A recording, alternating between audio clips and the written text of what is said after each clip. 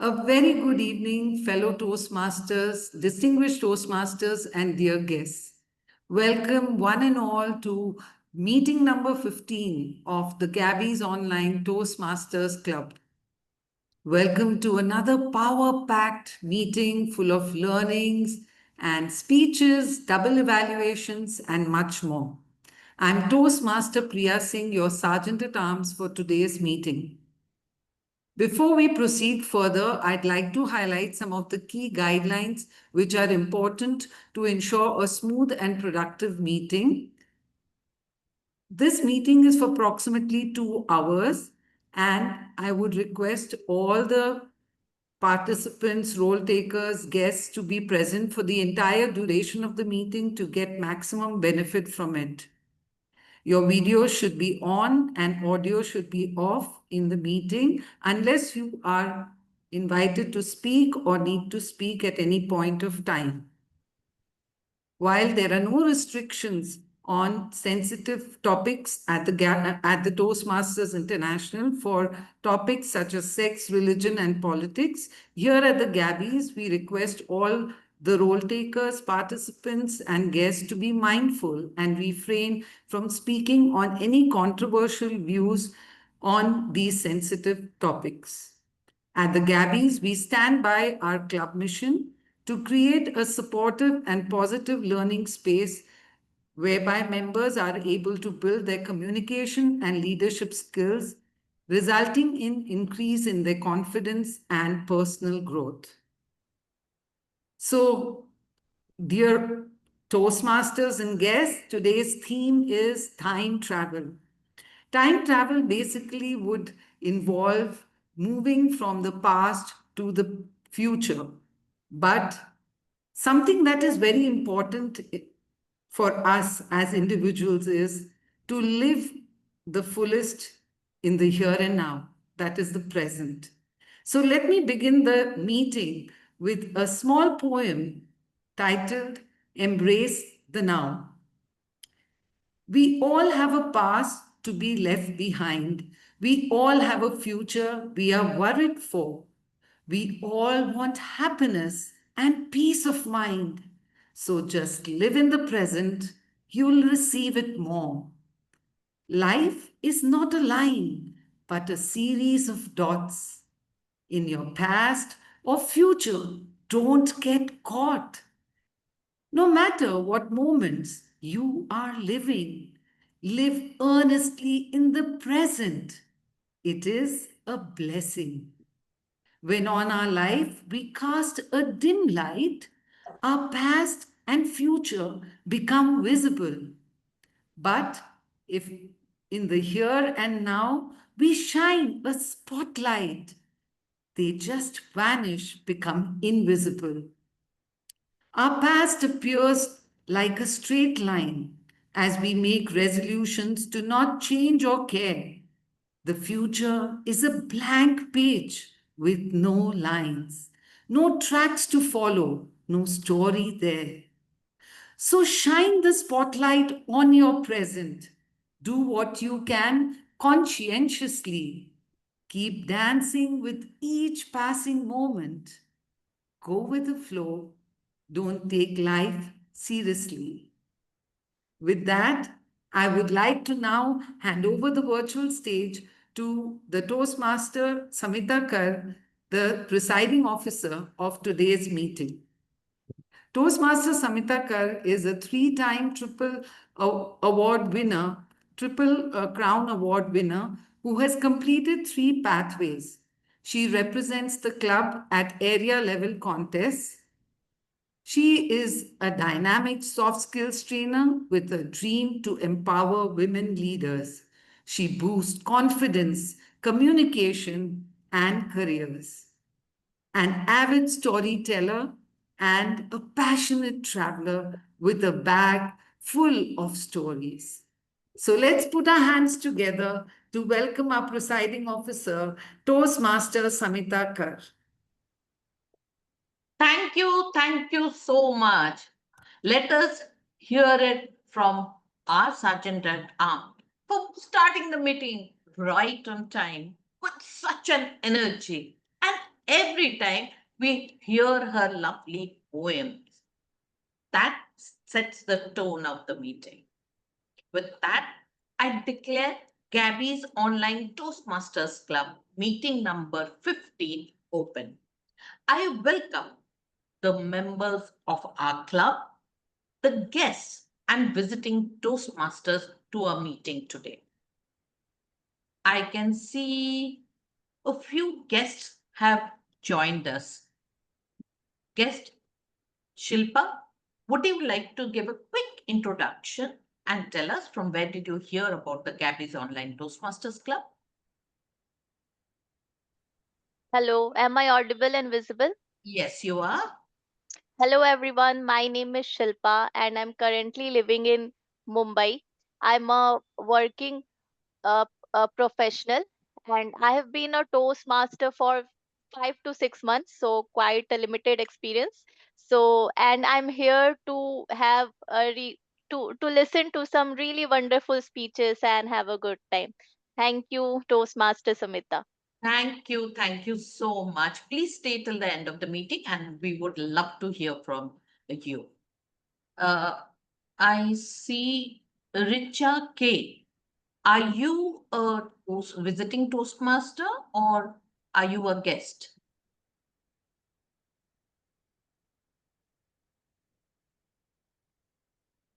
Okay, we can't hear you.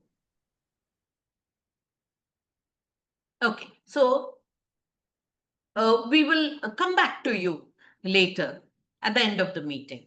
Until then, you can definitely put up your introduction in the chat box and tell us from where are you joining this meeting. For the interest of the guests who are not Toastmasters, a very quick information about this Toastmaster. This is a platform which was started 100 years ago by a visionary person, Dr. Ralph S. Smedley, who wanted to promote public speaking and leadership. Toastmaster International is a non-profit educational organization that operates club worldwide to help people improve their communication skills, public speaking, and leadership skills. It provides a very supportive environment for members to practice and refine these skills through the regular meetings, giving speeches, taking on leadership roles. And that makes this Toastmasters platform such a positive and a beautiful platform to be on.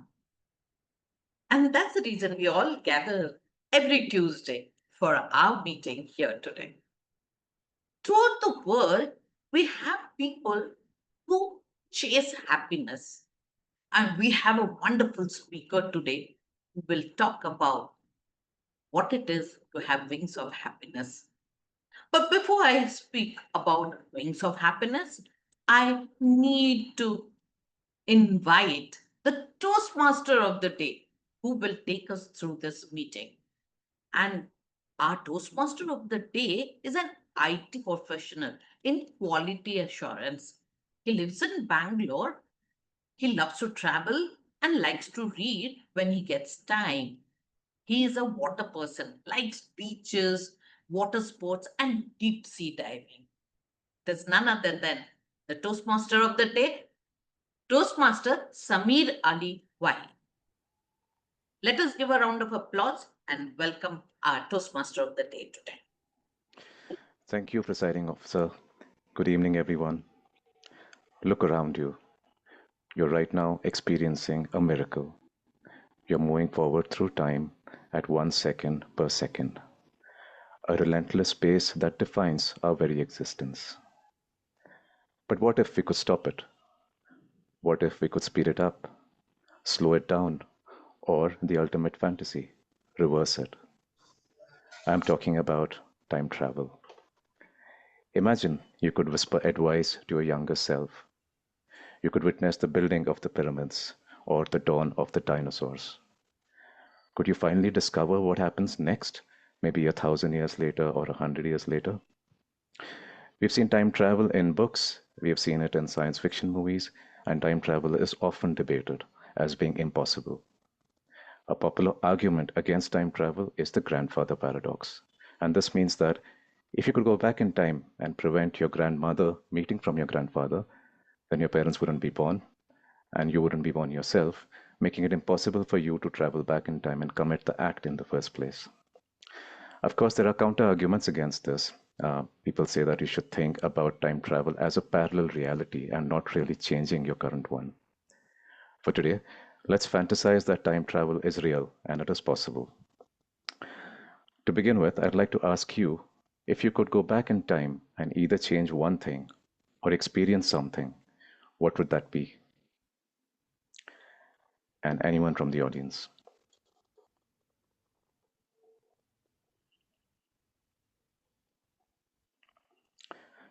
Guest Shilpa, would you like to go for it? If you could go back in time and change one thing or experience something from history, what would that be? I would like to go back to the times when India was ruled by kings, so that I could witness what would it be and experience that era. Thank you. Thank you so much for sharing. Anybody else?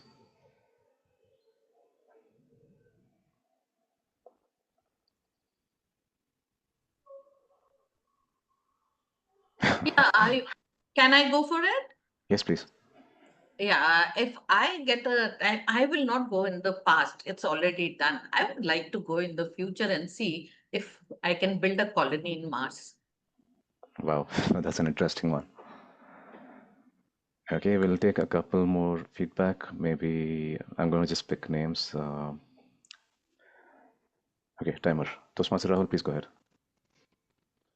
Yeah, if I was to go back in time, then I would uh, become my own mentor and I would suggest uh, career advice or relationship advice and everything related to money and all.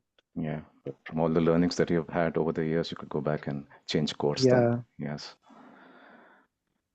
Okay. Uh, Lisa Thompson, would you like to answer that?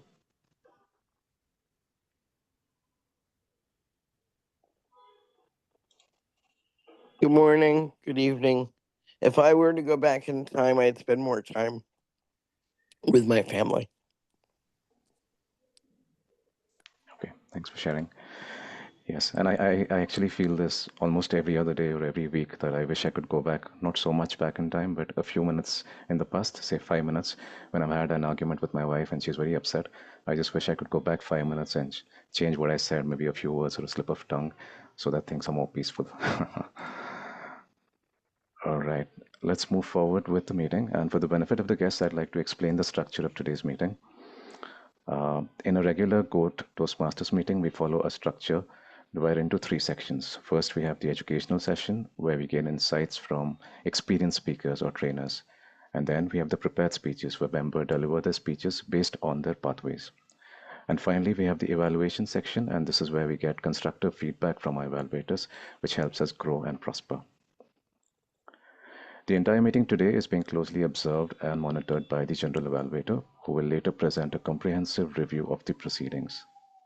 Our General Evaluator is supported by the TEL team, and each is playing a key role in helping us improve and grow us as communicators. I see that the Language Evaluator has already shared the word of the day, so I would request all the speakers to use this when they get a chance to talk. But I also would request Toastmaster Chitrangana to help us with the pronunciation of the word of the day.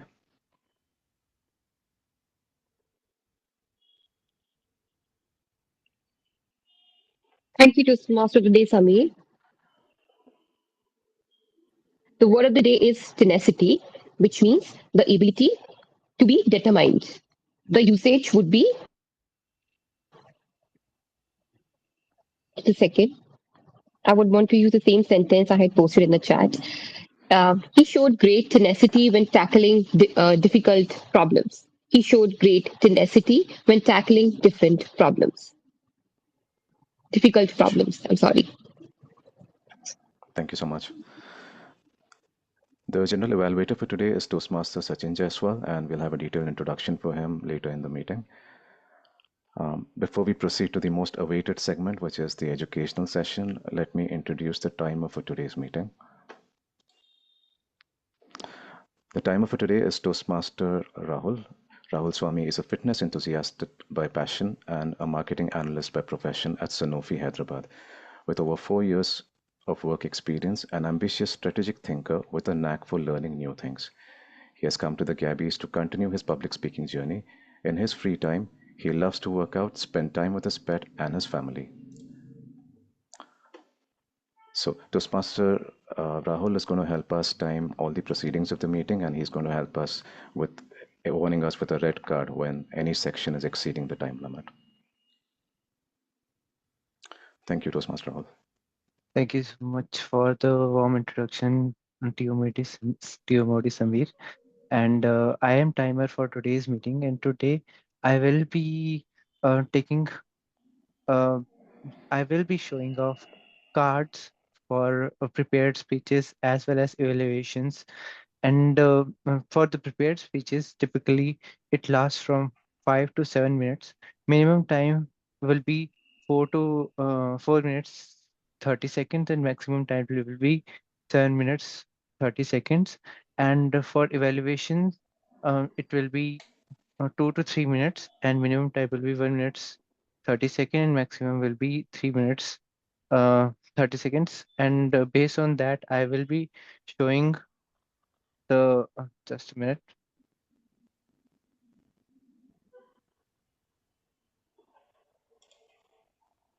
My mouse is quite sensitive. Based on that, I will be showing yellow card, um, and green and red card.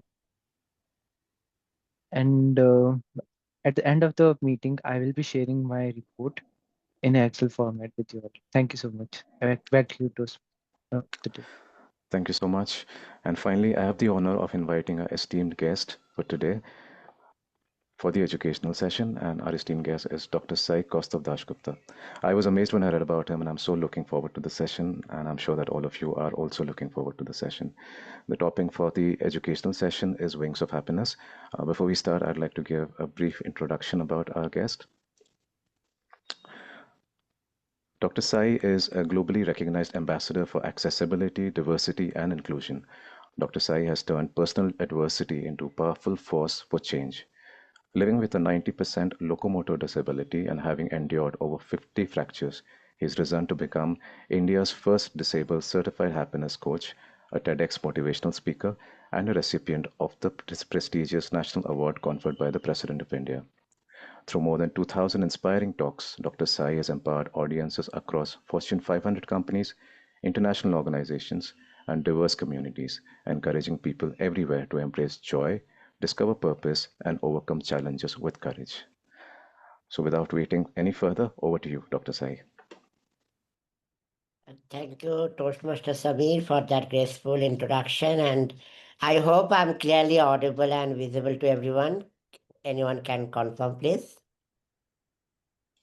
Yes, you are. Thank you so much. It's an honor, it's a privilege to be one among this educational segment of today's Gabbys Toastmaster session. And I am really happy to see many faces, all happiness and all with curiosity to learn the secret of wings of happiness. So thank you so much. I would like to go with the story, which I hope will give you also wings to fly along with me. They say happiness, that it gives you wings. But what if you were born without the ability to fly? What if your body is refused to move, but your spirit is still soaring high and trying to fly? So that's how my life has started. I have lived my entire life till now searching not for a miracle, but for that wings which cannot be seen with naked eyes but can be felt. So when I was 3.5 months old, you can imagine a cute sign now. I had my first fracture. When I turned one, I had three more.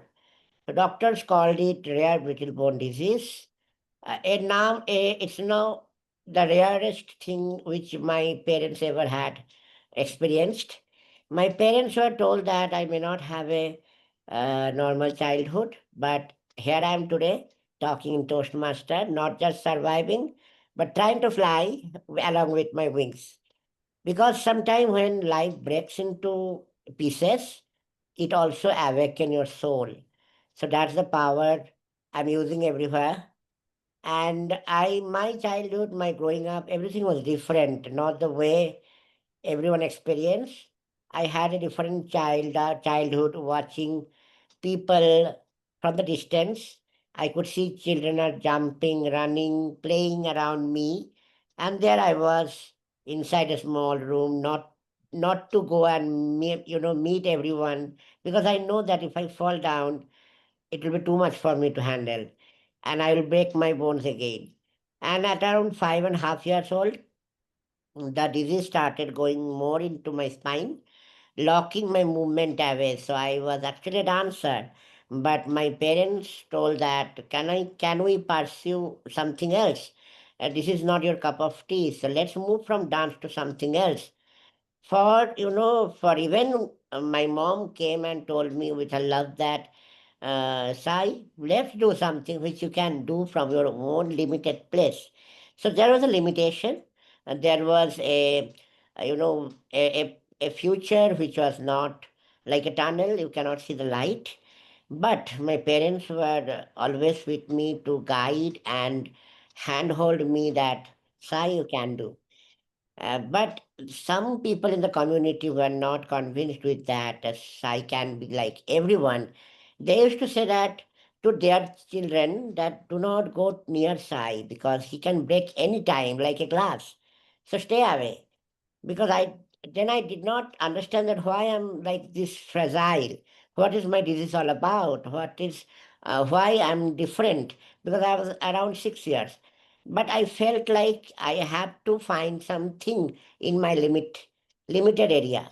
So deep inside me, I was searching and trying to find a tool to express my emotion.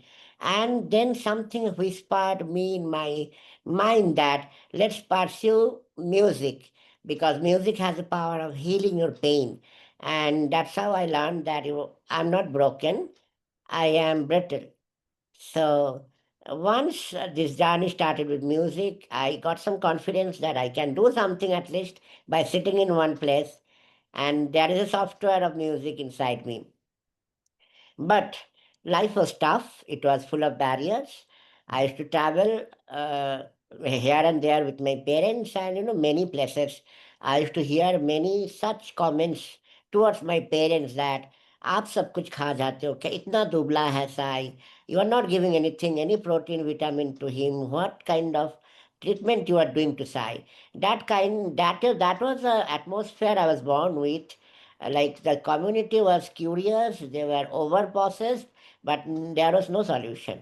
My parents took me to all the corners of India with the hope that Sai will be well. But everything is not falling in the place the way we expect in our life. In 2009, my wings broke completely. My shoulder got frozen, my joints jammed, and I was confined to my bed not only for 1 year, for 6 years. And there's no movement, no sunlight, no freedom.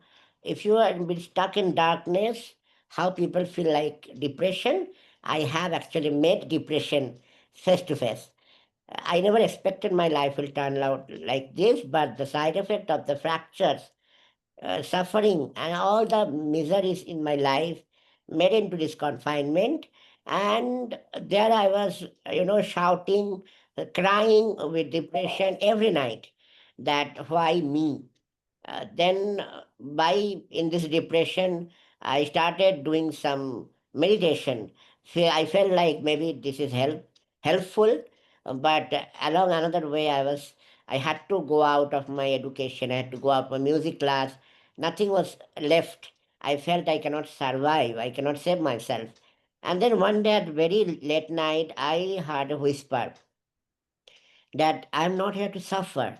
I'm here to serve, because there are thousands and millions of people outside looking at Sai and with the exemplary thoughts that if Sai can do, we all can do. So how can I lose myself? What will be the people's effect? Mindset will change that their parents are not capable enough to, go up with their special children. What will be society will think that a brittle bone person cannot be successful, so I had to do something. Then I was not able to move my body, as you know. I had only one option, my left hand, one finger, which was very tough to move. But I felt I have to do something, and that something is Big Bang.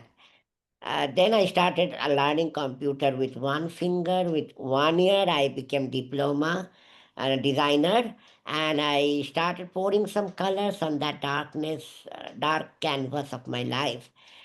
Then I started earning a little bit by doing the designing, and then I felt I can stand on my feet, not physically, but I can earn and become independent and support my family at least, because they are the one who supported me in my disease. Now, if I can do something for them, because as I always love to tell, inclusion starts from your home. So I start feeling including in my home first, helping my parents, giving them a gift of smile by earning something.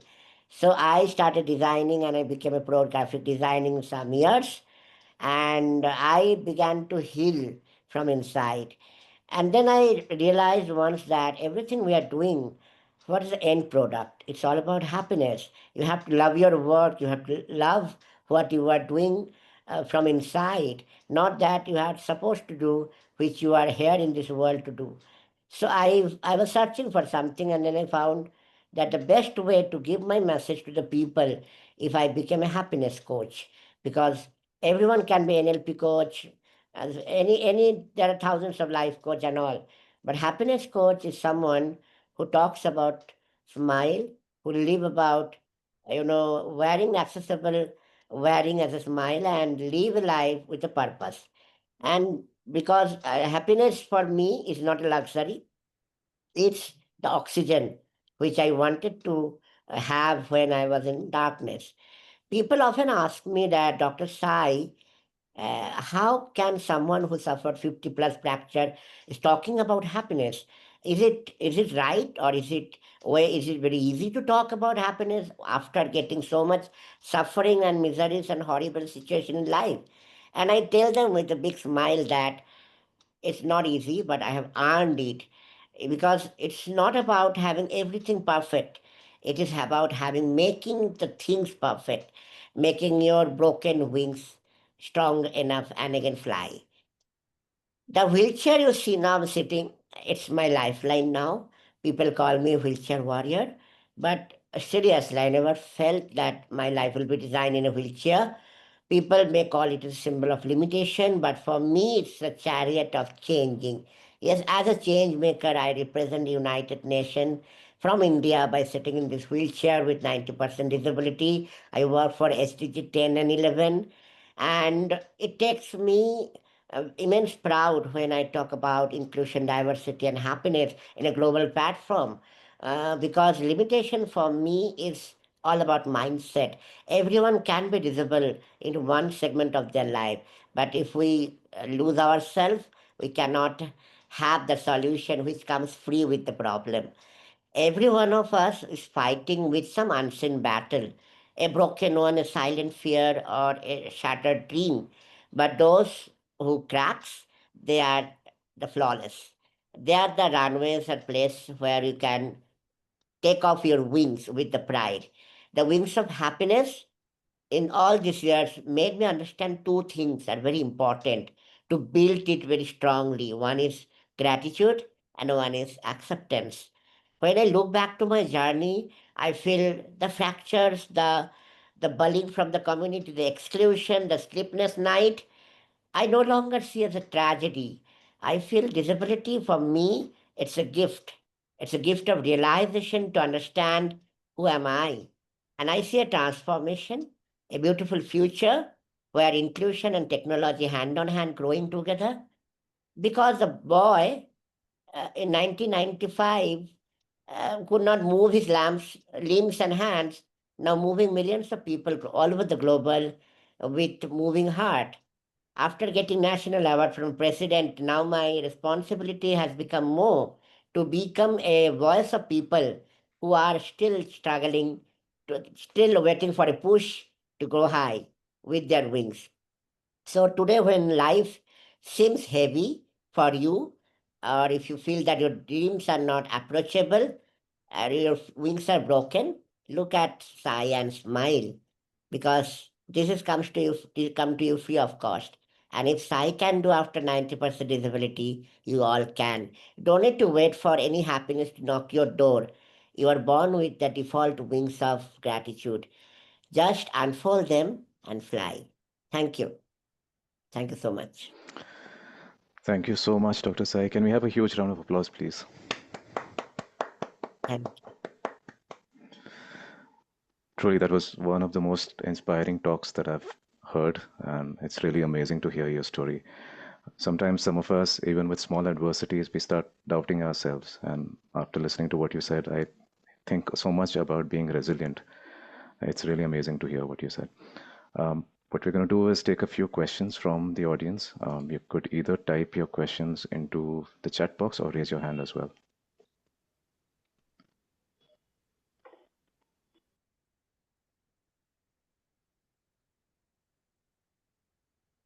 You are going to get a golden opportunity to ask me something, so go ahead. Don't hesitate. Yeah, Presiding Officer Samitakar. Yeah. Yes, I have so many questions to ask you, but I limit myself to only one. First of all, thank you for such an inspirational talk. It was really, sometimes for the smallest of thing, we get disheartened. I want to ask you, how do you motivate yourself every single day? That motivation comes from the people who are with me, my parents, my young brother, and the community of people who are looking at me every day. They are living because I am living with the positivity. So if they can live with the positivity, why I not? So every day I wake up in the morning, I pray to God, I close my eyes, and I feel that the world is resonating my positivity, and I'm happy and blessed that I'm living a peaceful life. I'm taking breath, and this is a new morning. So what itself, because every time you cannot expect to achieve something to celebrate. Waking up in the morning, pray for the universe and pray for all your people itself is an achievement. So that's how I motivate myself that anything comes, but Sai and his smile will there in this world. Thank you so much. Yes. Any more questions? Yeah, you can please raise your hand and ask the questions or put it in the chat.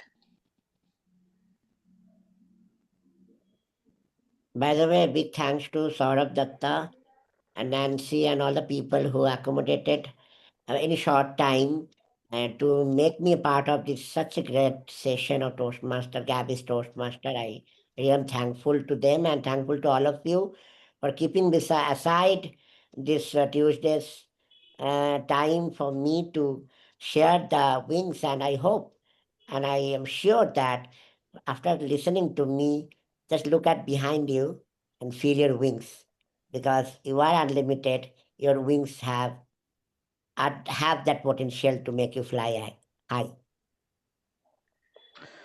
There's one question on the chat, and it says, your food or diet secret. My food is people's love, selfless love.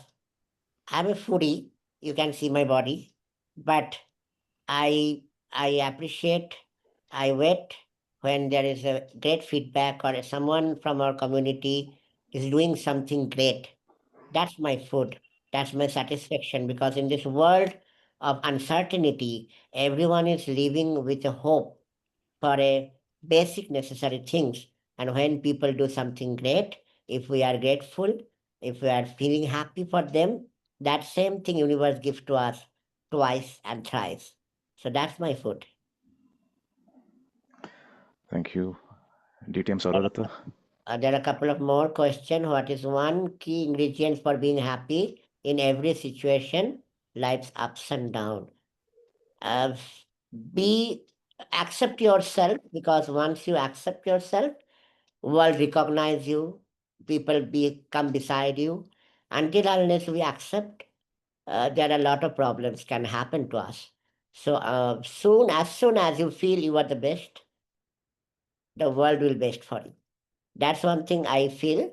The key ingredients I to practice affirmation.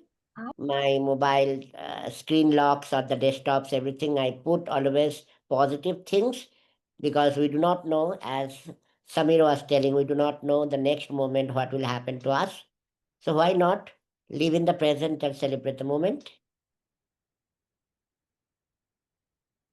One more question, if I say, Samir, the Sure. role of spirituality in ensuring meaningful life. Spirituality itself is a journey of illness to wellness, I to we. For me, spirituality is the art of life, which makes me understand the purpose of this world along with me.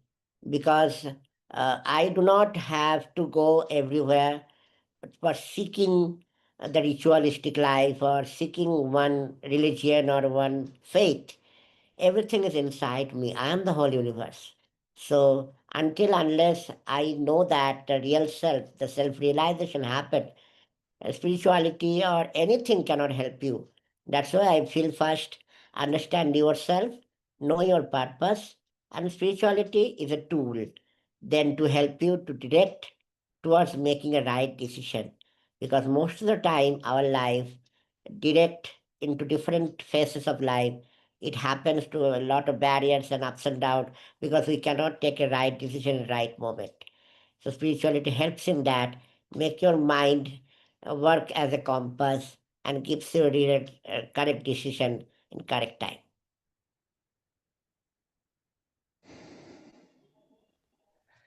I have a question, Samir. May I? Yeah, please go ahead. So, I generally want to ask this, Sai, and Yeah. actually wanted to ask this to you the other day also, but I didn't have time. How do you deal with the losses, the disappointments? I mean, uh, we lose a contest or we lose some kind of an exam or something. We feel so dejected. I mean, how do you deal with that? I mean, you have when you wake up in the morning with 90% immobility, 90% of handicaps, how do you deal with it? How do you deal with this every single day? What's the secret? That's a beautiful question, Saurabh, and I'm happy that you asked it. Everywhere, everyone is losing something, because in this world, if you are achieving something, you have to lose something. Everyone cannot be a winner. There is a first, second, third. So if we enjoy the game itself, we are not focused about the end moment of winning or becoming first, second, third, then nobody can make you unhappy or dissatisfied, because you are here to just to enjoy the game and be part of it. I feel my life is just same way. It's a game. And from my childhood, the moment I understand that there are so many things I'm losing, if I would have sat with my lose or my depression or the anxiety of losing one by one my education, my music classes and all, today Gabby's Toastmaster may not have listened to my journey. I always have the track record of what I can do, not I cannot do. There are so many things I cannot do. I cannot sit in any chair.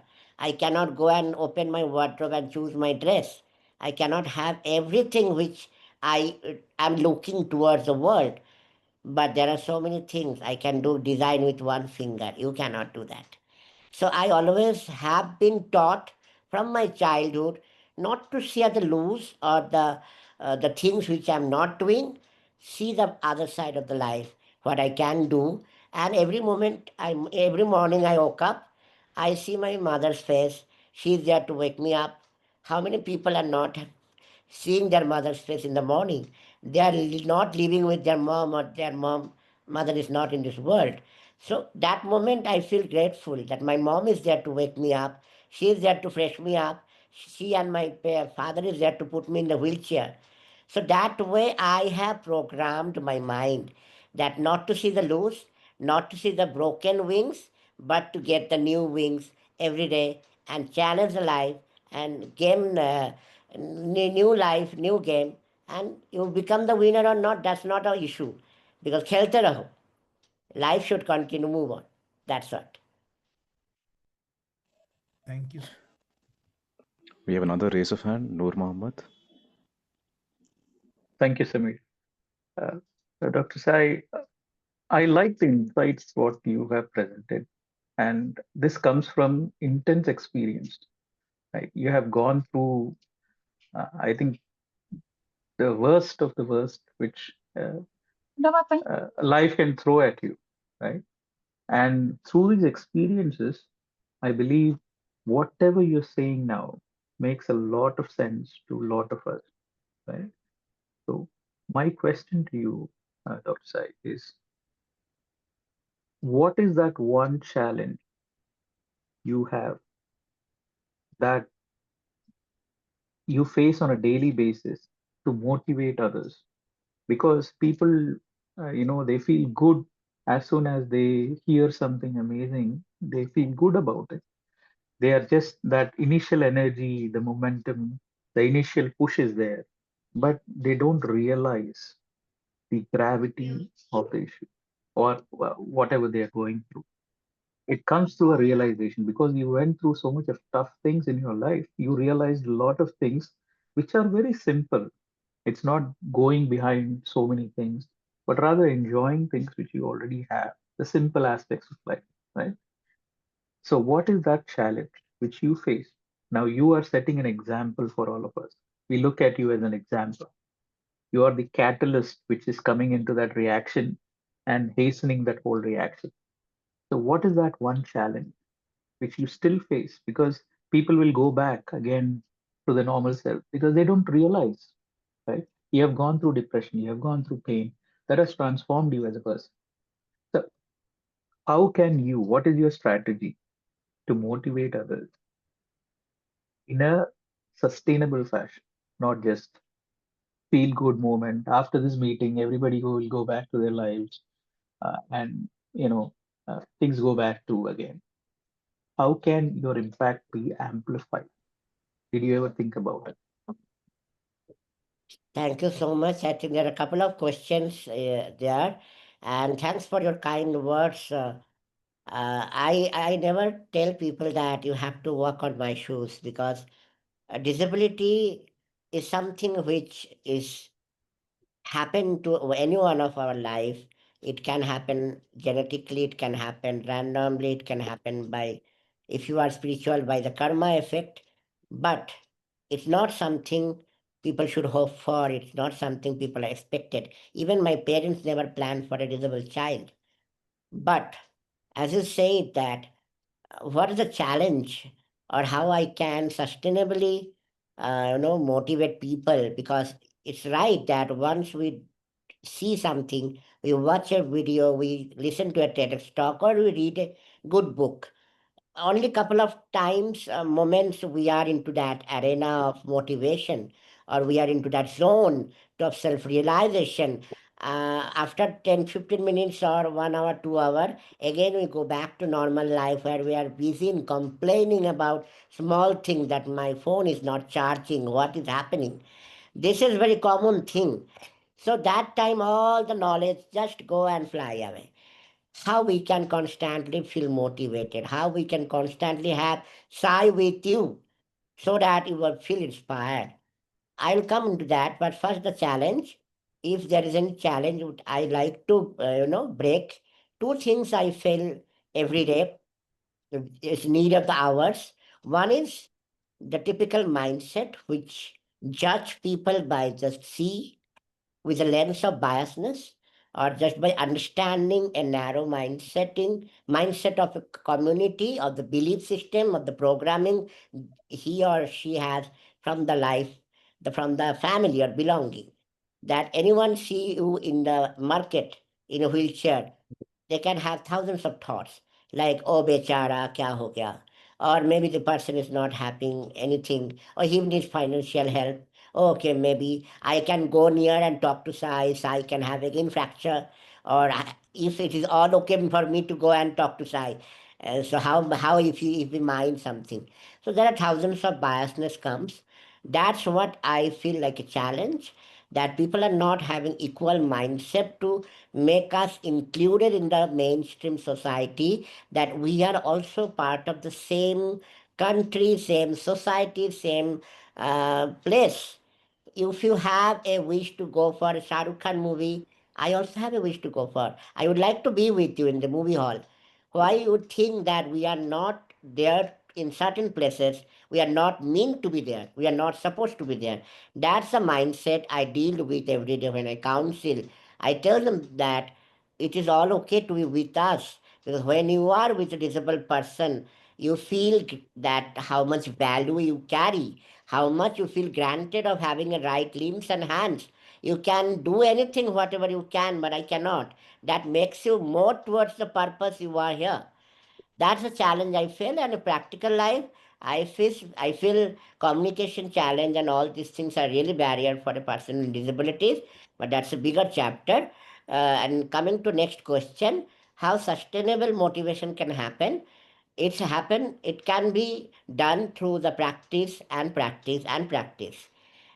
Today's Sai is not one day product. It's all, as you said, the years of depression, years of hopelessness, years of fighting with the authorities or the community or the people around me, that people are like us can be the front face of the society. We also have capability to run the organization. We have capability to change the world, but we need a platform. We need your support, and there the allyship comes. You need to be a disability inclusion ally. Not that you need to talk about disability inclusion, just be with us. Sit with us, talk to us, and understand what we need. We don't need anything except your love. And love has the power of miracle which can change everything. So that's what I feel. I'm trying best to give people about what is love and how you can mix it like masala with your inclusive project, your career, your profession, everywhere. Just mix some love and see how transformation happens. It's my guarantee. When you are doing something with love, every day you smile and every day you feel yourself a new person. You do not feel down, because when there's negativity inside us, we feel we are not happy, we are not enough capable, or society is not with me. All these things come when we feel ourselves and are not enough, ready for the fighting.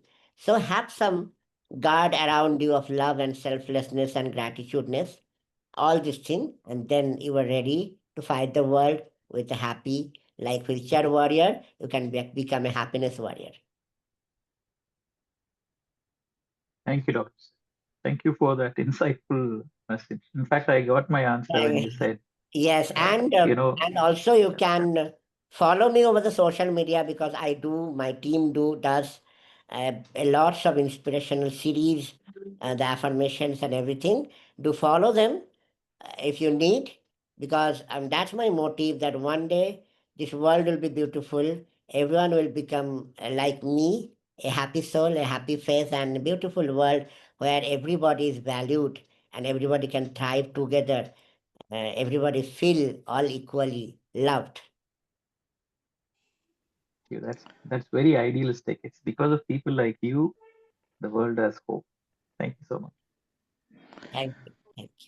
So I, we'll take the I had last two one point questions. to I had one point to make. I just made that point on chat, but I just want to highlight, if we really want to do something for this, I think a very small step we had actually done in the Gabbys. We refused to conduct an event in one of the venues because they were not wheelchair friendly. I think this is something, if all of us take this one small move, whichever event you attend or whichever event you host, at the venue, demand that the venue should be wheelchair friendly. It should be wheelchair accessible. Otherwise, don't do the event. Say that, that make that, even if you're not on a wheelchair, because tomorrow when you need a wheelchair, and I have realized this because of my mother. She cannot walk without a wheelchair, or she can't walk properly. So I'm saying that if all of us have taken this stand that we will not do an event or will not attend an event where we have a choice, right? Where we have an option to where it's not wheelchair accessible. Correct. It's very nice of you, Saurabh, to say, because making a ramp or asking for equal access is not an extra thing. It's part of RPWD Act. It's part of the government to make every event equally accessible for every kind of disability. But it's the lack of awareness. People are not thinking about it, or people are feeling granted of their own ability. That's why I tell people disability inclusion is not an afterthought. Time is there to think about it seriously and make your surroundings accessible. Who knows? You may need anytime. So making ramp or making a place accessible, not only physically, but mentally and emotionally, is very important for an event where everyone can feel included. And that's the best achievement any community or any organization can ever have. Okay, just a time check. So those of us who need a break can take a 5-minute break now and come back at 8:26. But we'll use the break time also to take the last few questions. We have a couple of raise of hands. So DTM, Lisa, you can go ahead. Thank you so much. Um, I I know that for me, I'm dealing with a lot of physical challenges, and you were so inspiring. So I wondered if you found that Zoom has really improved your ability to connect with the world.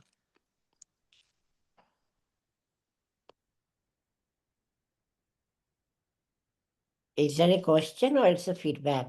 Because the voice Um, was I'm sorry. I guess I'm getting emotional.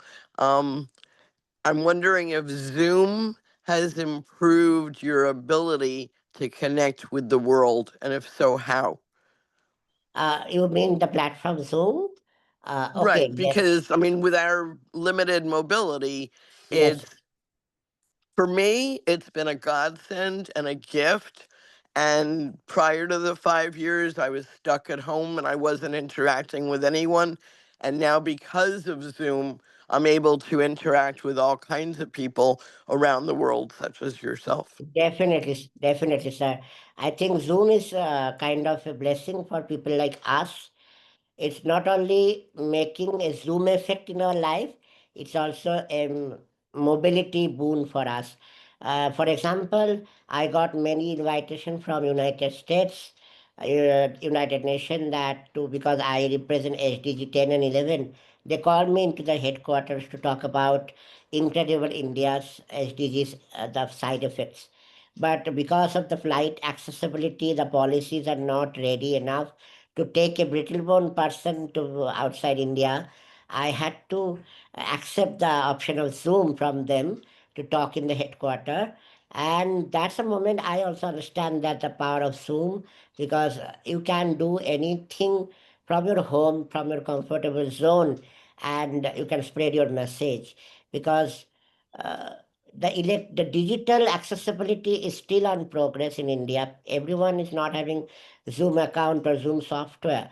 But after the COVID, when people are all in home, I think this also broke the barrier. People started using more into this kind of platform to spread their message and love to the people, or any important thing, any important discussion, important leadership meeting. Everything is happening in Zoom.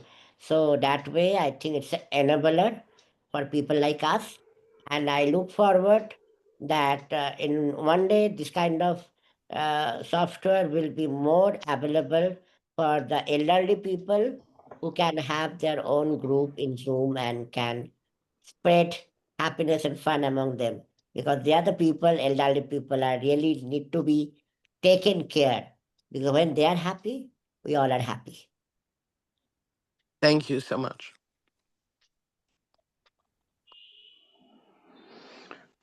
One last question. Toastmaster Bindu. Dr. Sain, Thank you so much for giving us a different perspective on how to appreciate the day to the fullest with the power of gratitude. I just like to ask you, a lot of us have the fear to dream about the future. Could you share a few words on how you dream about the future? You've achieved such a lot in the past. You've inspired so many people, and I'm sure you have the potential to inspire so many more. How do you have that power to dream about like what you're going to do in the next 1 year or the next 5 years? That courage to dream about the future in the uncertain scenario that we live in nowadays, it's becoming more and more difficult to have that positive attitude and that courage to dream about the future. Could you share a few tips about that? Thank you, Toastmaster Bindu, for this question. I am a person to live always at the present. Yes, I do think and plan about future because tomorrow's thing I have to plan. My schedule is always ready with my team, what all the events are coming, where I have to go and all. That's my work. But as you said correctly, we are living in a world of uncertainty, full of unknowingness. We do not know what all things are there for us in store. So when we do not know what all the things are there, what is the result of planning it? I never planned my life in wheelchair. I wanted to become a playback singer like Arijit Singh or Shreya Ghoshal. I wanted to be in a reality show of Saregamapa. I wanted to become a model. I wanted to become a fashion designer. Lot of things I can talk about. But I have achieved is none of the things I planned. So yes, do plan, but holistically, practically, and how much you can see because we are in the ground floor of the building. There is someone who is in the top floor of the building. Let's do help him to plan the future better, unless until we waste our time.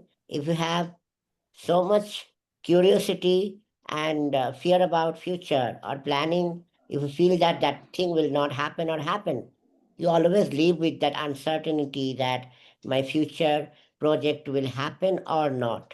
There is always a dual mind or doubt will come to you. You will feel restless. Better you live in the present, think about tomorrow, think about day after tomorrow, and as you be in the future, it will automatically gives you the planning. That's how I believe universe has its own way of planning our future the best way we can ever understand or achieve. So better universe do that work, you do your work.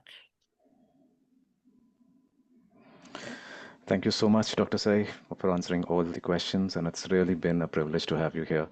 It's been inspiring to hear you, and yeah, it's really been amazing. Thank you so much. Thank you so much. It's really a great time, and I look forward meeting you all sometime in person and attending again. Because this kind of session really understand and give it a core effect to our heart that we are not alone.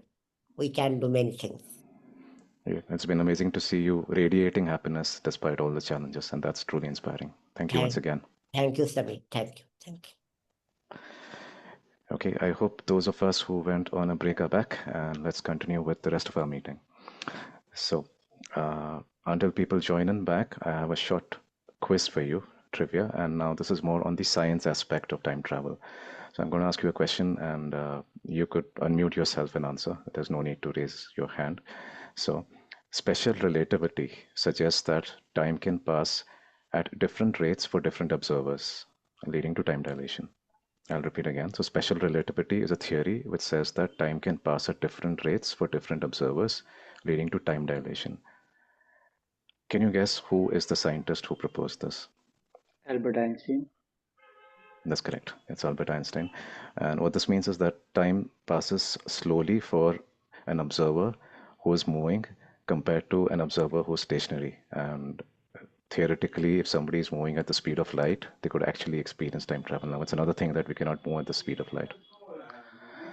Okay, next question, easy one. In science fiction movies, quite often we hear about the celestial object which is intense in gravity, and this acts like a door. If you pass through that door, you are in another dimension of time. So my question is, okay, the answer is there. The question was, what is the celestial object? And yes, it's the black hole. And apparently, the time dilation near the black hole means that you again experience slower time movement near the black hole compared to somebody who's very far away, for example, on Earth. Okay, next one. This is an easy one, and let's see how soon you get this. In 2014, there was a movie about how humankind is on the verge of extinction on Earth, and astronauts had to find a new planet. Wow, you really love this topic. So this movie, the question was, which is this movie? And the answer is Interstellar. And for those of you who have not watched this movie, please do. It's one of my favorite movies. Okay, maybe a follow-up question. And the question is not for Noor Mohammed, who's the director of this movie?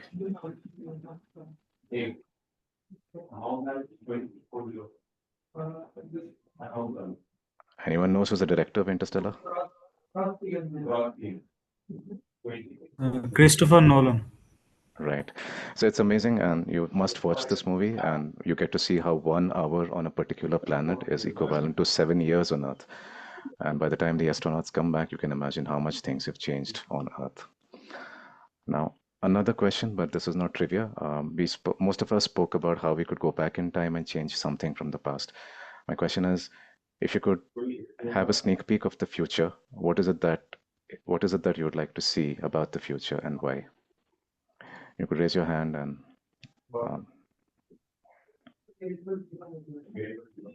if you could time travel into the future, what would you do and what would you see? Yeah, Shilpa?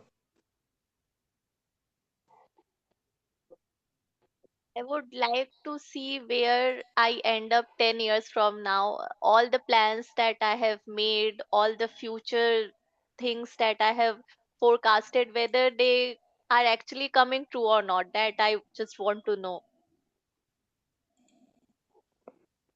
Okay.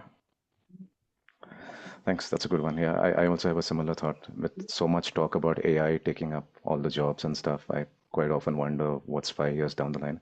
So at least a sneak peek of that, and then what is it that's going to take me to be prepared for that? That's what I would do. Now, in the interest of time, we'll just move forward to the next part of the meeting. Okay, and finally, it's the segment where we are going to do the prepared speeches. And for today, we have 2 dynamic speeches lined up, and each speaker has crafted their speech with purpose and passion. Could I request everybody to go on mute? I can hear some background noise. Yes, so please sit back, listen carefully, because as you know, we also have a listener quiz that's coming up later on. So we are going to get into the first speech.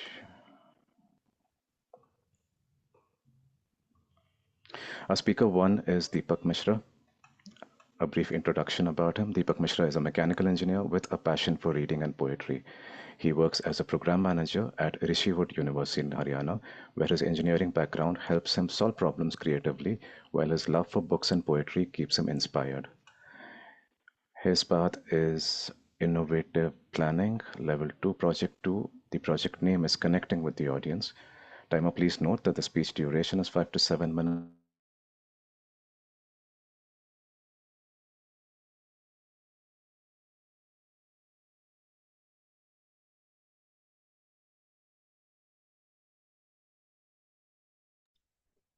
We lost Samir there. We lost Samir there. So, yes, this is the first speaker, and speaker number 1, Samir Mishra. Deepak Mishra.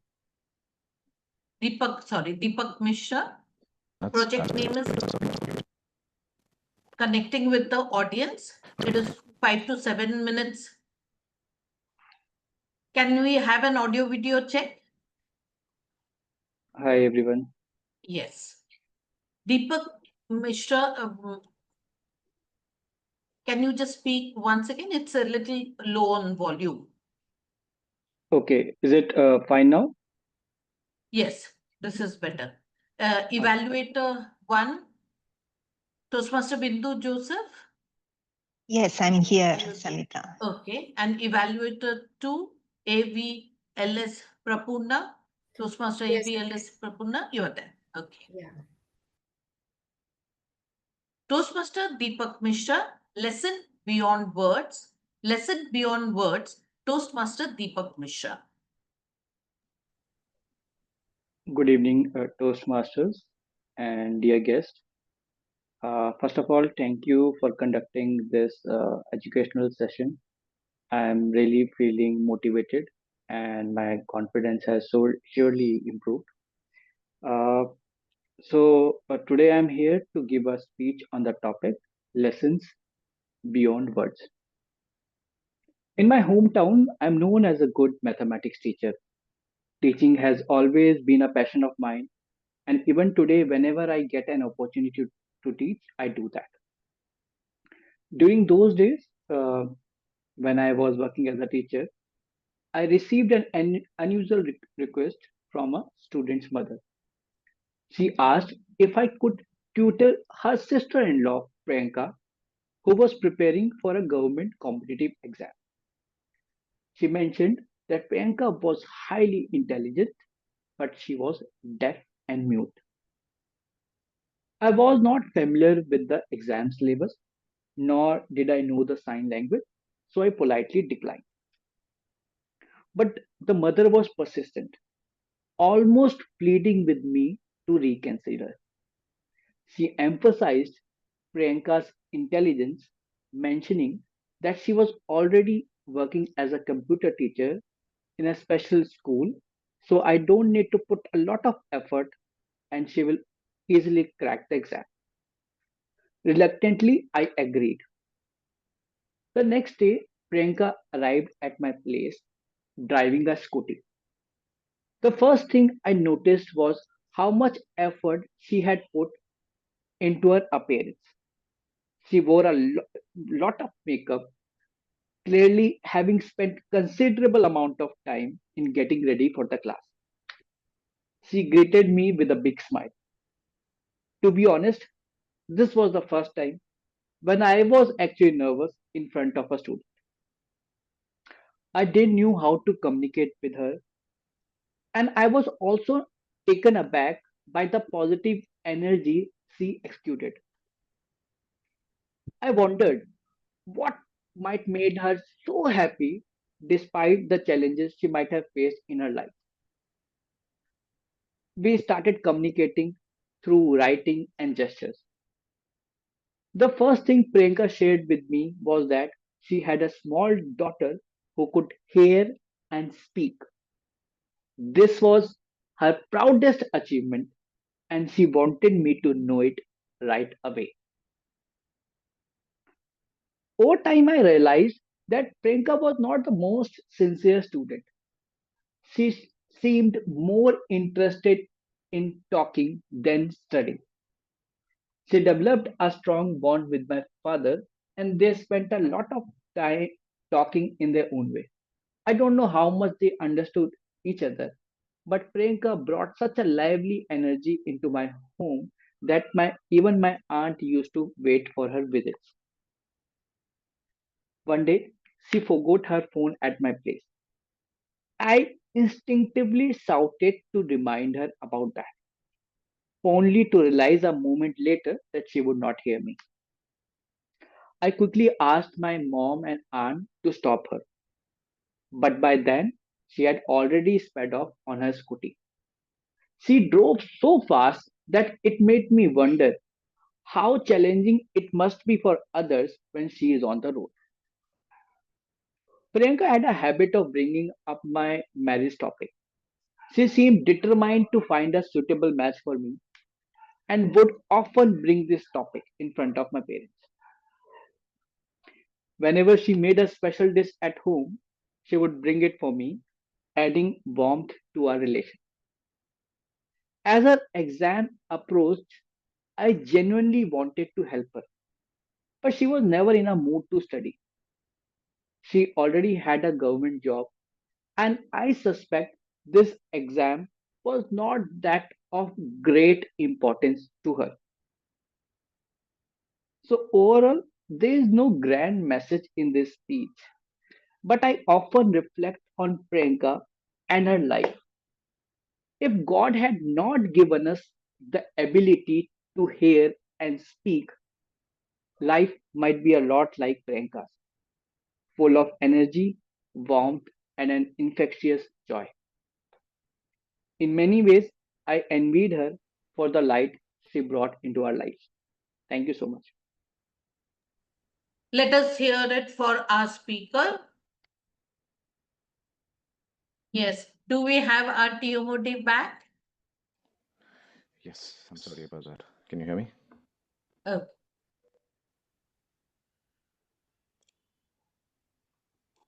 so speaker one has just completed his speech. Shall I go on with speaker two? No, I'll do it. Sorry. Thanks. So we'll move on to speaker two. Speaker two is Toastmaster Gauri Agarwal, and her path is engaging humor. She's attempting level 1 project 2. Her project name is Writing Speech with a Purpose. The project objective is that the purpose is for the member to learn or review basic methods of writing a speech and to present a well-organized speech on any topic. Timer, please note that the speech duration is 5 to 7 minutes. The speech title is When the Going Gets Tough. The evaluators would be Toastmaster Puneet Surana and DTM Sauradatta. Are you ready for the evaluation? Yes. Okay, over to you, Toastmaster Gauri.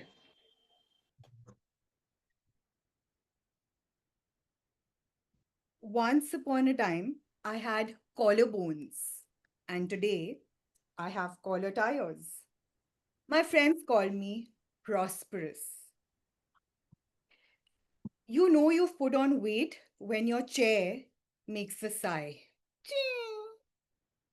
But mine has gone from a sigh to a cry. Ching. The problem is that you don't know when you've put on weight, and it takes a while for you to grab weight gain by the neck. My sister did kept telling me, you're putting on weight, you're putting on weight, you're putting on weight. But who listens to those creatures called sisters, anyways? And especially when both of you look like Laurel and Hardy, the definition of fat is relatively different. A swelling in her little finger is fat for her, and some fluff on your backside is voluptuous for me. Now, I had to go for a very important client meeting and I took out my favorite trousers, but I wouldn't just fit in. And I kept wondering what happened in 48 hours. Time was not on my side, and I had to use the rubber band to fix the trouser and fit myself in it. During the client meeting, there was a peculiar sound, like a small bomb blast. Hot! Everyone looked to the left and right, including the client. But only I knew what had happened. The rubber band had snapped. And I did what we all do when we fart in public. I looked to the person on my right. Now, if this experience wasn't a wake up call for me, something happened along with it. The Face ID on my phone stopped recognizing my face. And this definitely was alarming. Alarming on multiple levels. To begin with, there was no access to the phone. I did the first next best thing to do, which was to climb on the weighing scale. I looked down to check my weight, but could see nothing because something came in the way. I went whining back to the same sister, and she decided to take me for an infamous game of pickleball. And she prepped me that this is just a warm up thing. It's a game for the senior citizens, and you won't have to move much, and blah, blah, blah. I went with her. She made sure that she made me run to every corner in the court. To top it all, in pickleball, you're always in squat position. And a cherry on the topping, my thighs were scraping and chafing, and they were burning because of sweat. I can't even explain that pain to you. Only my sister could have put me through that experience. The next day at breakfast, Dad, if you put on 1 more kg, it's going to be shameful to call you fat. My sister, Papa, can we talk about something I don't see growing every single day? This was not okay. I needed to teach her how to speak to me.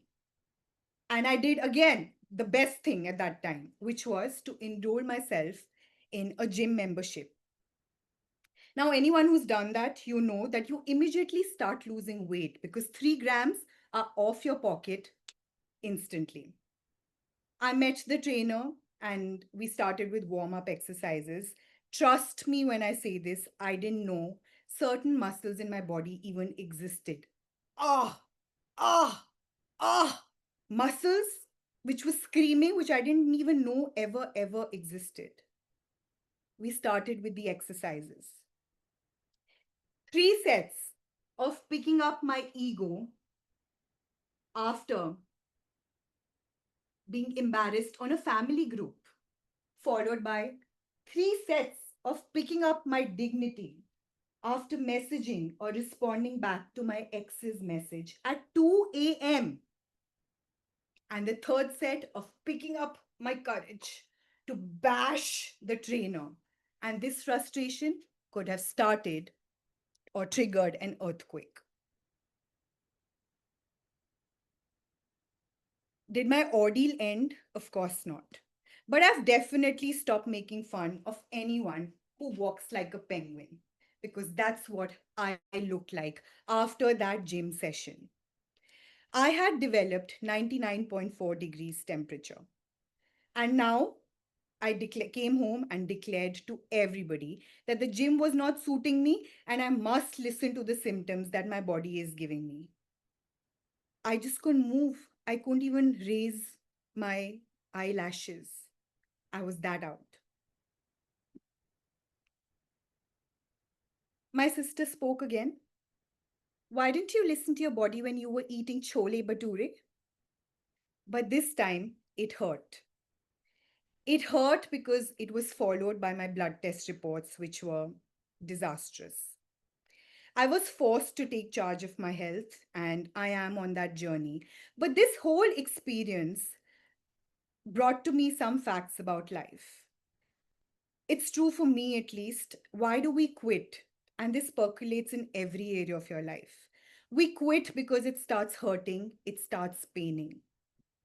If there's one thing that I want you to take away from my speech today, it's going to be that when the going gets tough, the tough don't escape the storm. They just emerge on the other side of it. So when the going gets tough for you, don't quit because actually, if it's paining, if it's hurting, means it is working.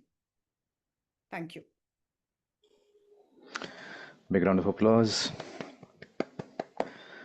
Thank you so much, Toastmaster Gauri, for that amusing speech. I'm sure all of us related to parts of the speech at least.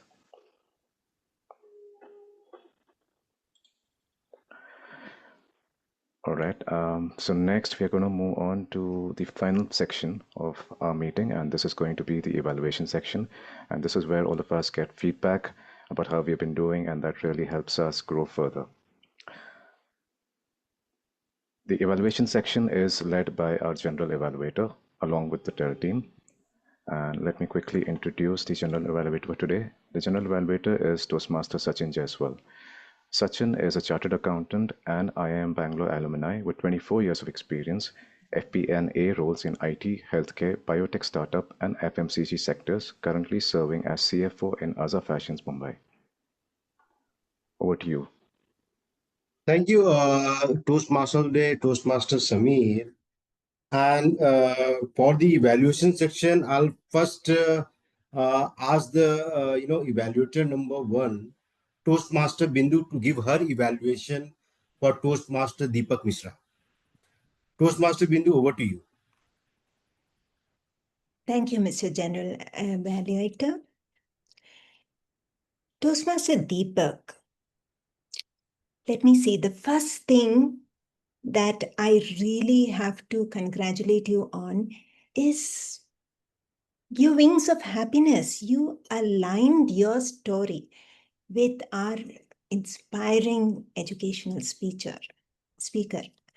That was lovely foresight that you had in the content of your story. Now, your goal was to connect with the audience, and my goal is to see if your content of your speech did a good job of doing that. And I think it did. You chose storytelling, and storytelling, without any doubt, is the most effective top of the ladder tool and skill to connect with any audience at any point of time. The features about your story that I really loved was it was personal, it was real, and it was really engaging as well. Now, let me see if I could give you a few tips on your content that might help to maybe, let's say, help your story connect a little more. One thing is the beginning of your speech. Now, that is the catch, that time when you can really make a mark in connecting with your audience. I would probably advise you to not start with the objectives of your speech or what it is. You had a very beautiful title, Lessons Without Words.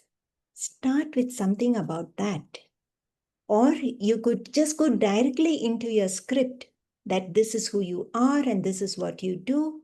That also is one way of connecting. Don't lose those 30 seconds, they're so precious. The second aspect is about the body of your story. Not everyone is comfortable with doing dialogues and introducing voices, but it always brings a lot more character.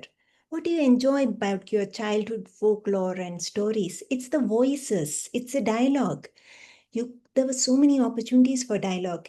Your sister could be talking to you and telling you, Deepak, I have a request. I have a special student, she can't hear. Or there are times where your student, Priyanka, she was telling you, Deepak, why aren't you married? So these are things which make storytelling so beautiful, fun, and connect so well. The other aspect is you said that your story didn't have a message, but I felt it has so many beautiful messages. Bring back your heading, your title. I love catchy titles, and Lessons Without Words is one hell of a catchy title.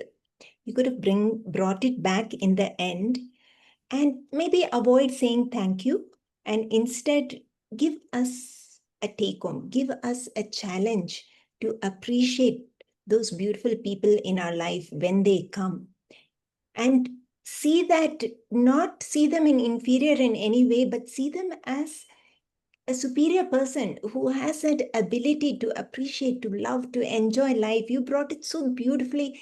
I mean, I almost fell in love with your character, Priyanka, and I'm sure everyone else in the dais did. And for that, thank you, Deepak. That was a beautiful story. And I hope that I have the opportunity to hear many more from you. Back to you, Mr. General Evaluator. Thank you, Toastmaster Bindu. Now I'll move to the second evaluator for speaker one, Toastmaster AVLS Prapurna. And let me introduce AVLS Prapurna. She is AVLS Prapurna, a structural design engineer at Amberg Engineering, hails from Visakhapatnam and works in Gurgaon. A Toastmaster since September 2024, she quickly took on leadership roles, first as VP Education and now serving her second term as VP Membership at Gurgaon Orators Toastmasters Club. Over to you, Toastmaster Prapurna. Thank you, General Evaluator Toastmaster Sachin Jaiswal. Toastmaster Deepak, it's good to see you giving a speech again. And the title you have chosen, Lesson Beyond Words, is very much interesting. It's intriguing. What is that story? Why is he putting that? So, kudos to you for choosing such a title, which will bring the audience attention And with the title only, you can connect with the audience. You are achieving your purpose by bringing the audience attention. Kudos to you for that. And the way you narrated the story of Priyanka is very interesting. How that girl came and how a student has brought a transformation in your life. Kudos to you for that. And coming to the recommendations part, the first thing I'll say is the intonation and pitch. While the story you are expressing is the story you're narrating is very expressive, but having an intonation and pitch will improvise the connect with the audience. Like you are saying, she interested a lot in talking than studying. It can induce a little humor, which can be said like she's interested a lot in talking than studying. You can intonate those words and pitch accordingly, whichever the words you wanted to focus the importance of the words in the sentence, you can focus on them by increasing the pitch at that particular sentences. That can be improved. And second one is screen presence. While the lighting and all is perfect, still the hand gestures are not visible. If you can bring at least this part and you can show the hand gestures properly, that will create the body language will be proper, so that audience will get that attention that you're trying to connect. Your expressions are apt, and congratulations for attempting this topic in this speech lesson beyond words. Uh, and all the best to you for your future speeches. Please incorporate this feedback in the future speeches. Thank you. Surely I will. Thank you. Thank you so much. Thank you, Toastmaster Prapurna. Now I'll move to the evaluator number 3 of second speaker, Toastmaster Gauri Agarwal. The evaluator number 3 is Toastmaster Purit Surana. Puneet is a dynamic force in the world of ideas and inspiration. He is the producer and host of the Galata podcast, a show that lives up to its name, Galata, meaning lively noise or ruckus in Kannada. Through powerful conversation with change makers and entrepreneurs, Puneet explores the chaos behind creation, uncovering stories of ambition, team building, and that relentless pursuit of value. Known for his sharp insights and contagious energy, Puneet has quickly become a motivational force for young dreamers, encouraging them to start early and think big. Uh, Toastmaster Puneet, please give your evaluation. Over to you, Thank Toastmaster you, Puneet. Toastmaster. Thank you, Toastmaster Sachin. Um, Rise and shine, Gabbies, to the Toastmasters, guests, and my target speaker in particular, Gauri Agarwal. Gauri, right off the bat, I could see that you are an experienced speaker. And in this speech, there was a very clear structure. The speech had a very clear opening, which gained attention. The speech had a structured body and a conclusion with a punch. You had humor sprinkled across the speech in multiple ways. You had props that you used. Um, and this outlined your weight gain and your weight loss journey. Whereas you spent about, I think, a good 4 minutes in establishing the problem and a good minute and a half talking about a solution that you tried to do. My suggestions, if I may, would be in fit, FIT. F is facts. I would have loved probably had you shared the facts saying that I was at 62 kgs and I gained 10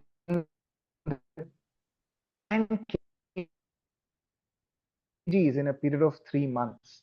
The conclusion was inspiring. However, I felt it would have been inspirational with a call to action. And this is where the speech purpose, the general purpose, was met, where you spoke, entertained, and informed us about your fat gain and fat loss journey. The specific purpose, probably of inspiring us to let go of fat, or probably of us taking up a fitness routine that slipped off from our hands. So, probably inspire with a call to action, asking everyone, would you join a gym membership? And put in 2 hours of workout every week. Something like that would have had a more impactful close to the speech. Third is to tie it all together. I saw that you mentioned your past, you established the problem. However, you brushed away with the present and the future bit of your journey, saying, I'm working on it. How far have you come? How much have you lost so far? How has the gym membership worked? Would have given us a little more insight. And what was the future? I look forward to let go 5 more kgs. I look forward to fit back in that pant. I look forward to making sure that my sister and my dad respect me back, right? So maybe that would have really given us the full picture. And a special note to the timer, I noticed the jump from green card to yellow card in 15 seconds. So maybe the speech was inspiring and engaging for you as well. But from here onwards, please do pay attention. A quick change of cards in the middle of a speech is distracting, even to experienced Toastmasters. Having said that, Gauri, I believe you had a very well structured speech. You had a clear general purpose. Probably just make sure you give us the facts, you inspire with the right call to action, and most of all, tie it all together with a very specific purpose. On that note, looking forward to more of your speeches, Gauri, and back to Sachin. Thank you, Toastmaster Puneet Surana, for a great evaluation. Now I'll move to Toastmaster DTM Saurabh Datta for the as a fourth evaluator for Toastmaster Gauri Agrawal. DTM Saurabh Datta is a two-time distinguished Toastmaster who has completed all 11 Toastmaster pathways. With over 20 years of leadership experience at HP, Target, and JCPenney, he is a seasoned expert in analytics, strategy, and marketing. Now a social entrepreneur, he co-founded Practive in 2020 to support students, MSMEs, non-profits, and women entrepreneurs. A proud father and lifelong learner, Saurabh is passionate about empowering others through learning and leadership. Over to you, DTM Toastmaster Saurabh, for your evaluation. Out of the various types of humor, one of the most difficult types of humor is self-deprecating humor, particularly when you have to body shame yourself, that too in front of a familiar audience, friends, right? They're your worst critics. And in terms of character, you have to bring in your dad, it's your sister. It's not easy. But you did it with so much of finesse and with so much of grace, Gauri. I would probably be using this to train myself on how to do self-deprecating humor the Gauri way, I mean the graceful way. So brilliantly done. Punchlines after punchlines. I think each of us were laughing. And if this was a stand-up, I think this is how a stand-up should be. Clean, neat, humorous, absolutely textbook stand-up show. Unfortunately, this is not a stand-up. And because it's not a stand-up, it's a speech. There are three things that we look for in a speech. One, a core message. Two, a major conflict. And three, a phrase, a dialogue, something that I will go home with.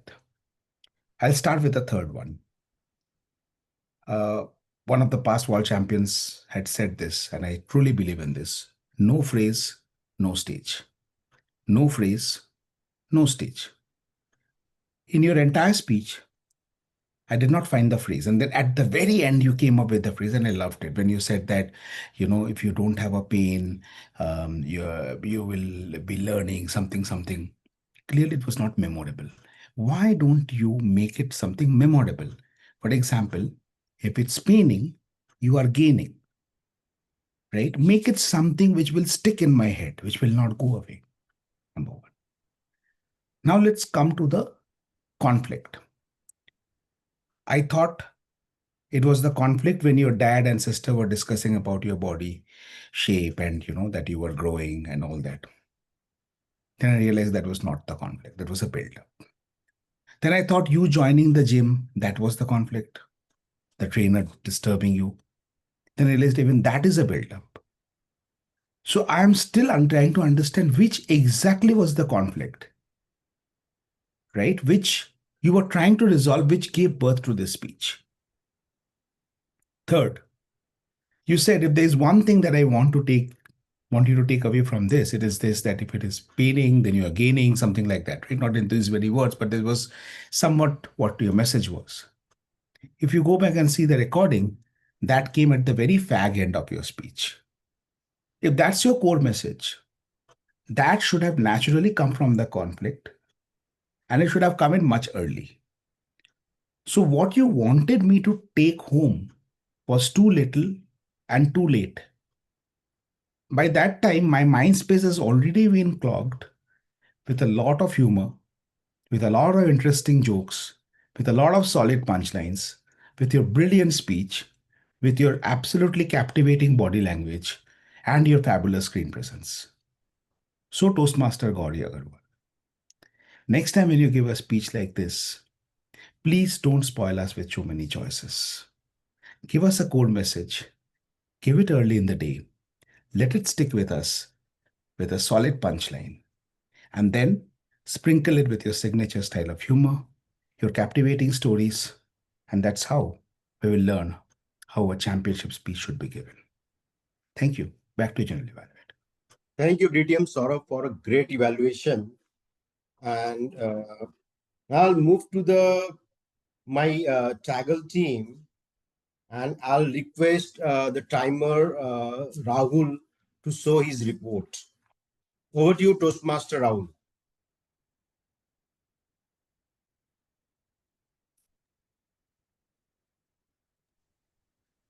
Yeah, Can you just a show your? minute. I'm adding the last evaluator.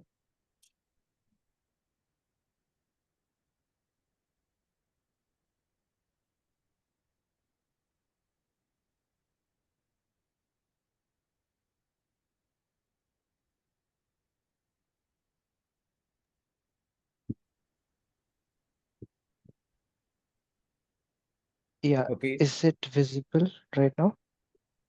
No, it's not visible. Now it is visible. Yeah. Okay. So we didn't had any disqualification in prepared speeches, and we had only one disqualification in evaluation section. This is my thank you very much. Okay. Thank you, Uh, Toastmaster Rahul. Toastmaster Sachin, we have 30 seconds grace, so that won't be a disqualification. Okay. Noted. Thank you, Toastmaster Rahul. Now I'll move to our language evaluator, Toastmaster Chitrangana Singh, to give her report. Over to you, Toastmaster Chitrangana. Thank you, General Evaluator Sachin Jaiswal. I'm sorry I won't be able to share my report yet because I'm building a report on my laptop while I have joined Zoom call over my phone.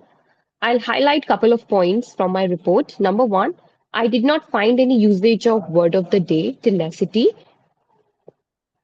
I would want to take feedback from the attendees why word of the day was not used. Was it not clear? Or are we supposed to share word of the day much ahead of the meeting so that it can be incorporated? That is number one.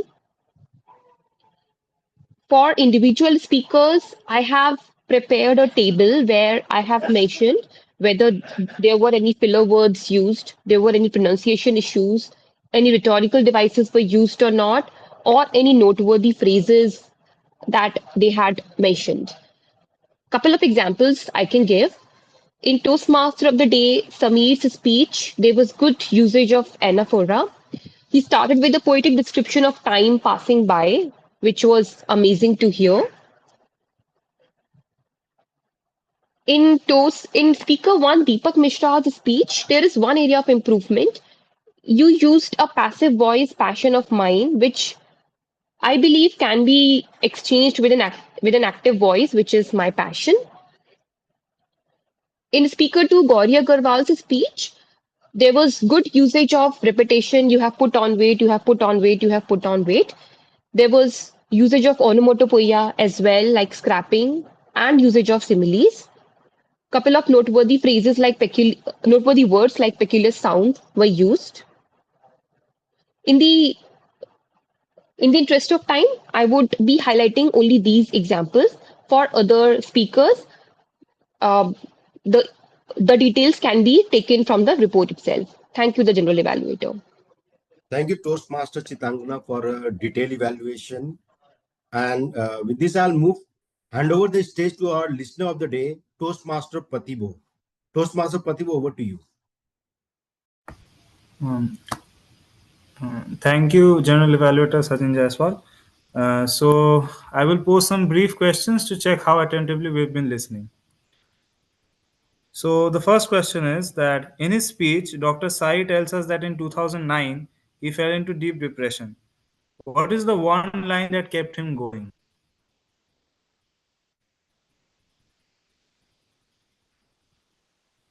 Anyone?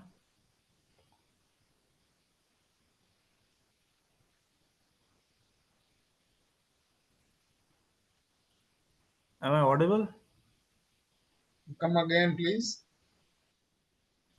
In his speech, Dr. Sai tells us that in 2009, he fell into deep depression. What is the one line that kept him going?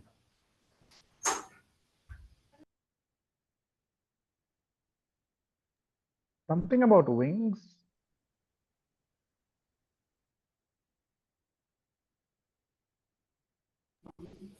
The answer is I am not here to suffer, I am here to serve.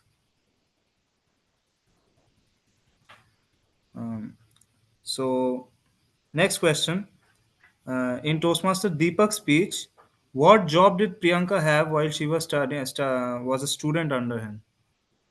She had a government job. Government job. Uh, She had a specifically, government job offer.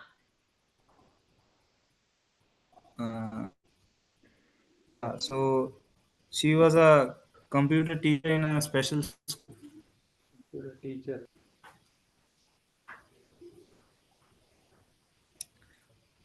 Next question. This is from Toastmaster Gauri's speech. Which game did Toastmaster Gauri's sister make her go to? Pickleball. Pickleball, yeah. That is correct. Thank you. So these were my questions. Thank you from my side. Over to you, General Evaluator. Thank you, Toastmaster Patibo, for a good listener session. Now I'll come to my evaluation of the entire proceedings, what went well and what did not go so well. The meeting started on time at 7:30, which was great start. Kudos to Sergeant Arm Toastmaster Priya. Toastmaster Priya started with a lot of confidence and smile. And then she gave a warm welcome to President. The icing on the cake was she recited a lovely poem. Initially, she was lacking in energy, but then she bounced back with the poem. So well done, Toastmaster, Sergeant Arm Toastmaster Priya. Then coming to our President, Presiding Officer Toastmaster Samita Kar. She also started with a lot of energy and warmth, welcomed the members and guests, gave opportunity to guests to speak, and then she gave an overview of Toastmasters session, Toastmasters, the history and speciality of Toastmasters meeting. You package it the entire thing quite well, and it appeared to me as if you are a good salesman person. You are selling Toastmasters to guests. So great job done. And one thing I really like presiding of the Toastmaster Samita, when the Toastmaster of the day dropped for a moment, for a minute, you immediately took over the stage and let the meeting flow. So there was no interruption. That was well done, and this shows that as a presiding officer, you are keeping a total control of the situation. Any kind of mishap you are handling. So that's well done. I really like that. And And you also gave a warm welcome to the Toastmaster of the Day, which was also quite gracefully done. So let's hear for our presiding officer, Toastmaster Samita. Now coming to Toastmaster of the Day, Toastmaster Samir. The theme was time travel, and you connected with the theme quite well. And the icing on the cake was the questions which you have been asking throughout your session. And this shows that you connected quite well with the audience. You explained the structure of the meeting for the interest of the guest, which was well done.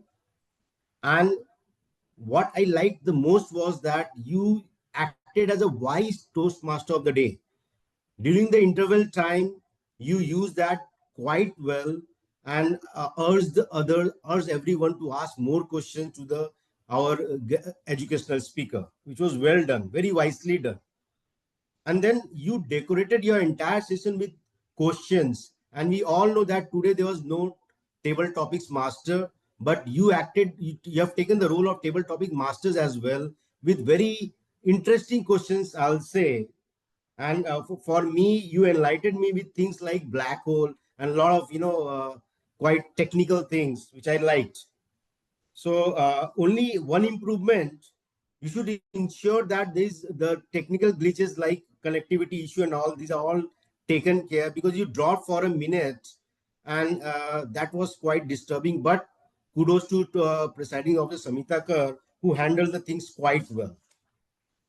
Overall, it was a great job done, Toastmaster of the Day, Toastmaster Samir. Then coming to the let's hear for Toastmaster of the Day, Toastmaster Samir. Then coming to the to speaker one, Toastmaster Deepak. Your topic was lesson beyond words, and I liked your speech. It was a wonderful speech. Only one area of improvement, which was already pointed out by the evaluators. You could have delivered your speech standing.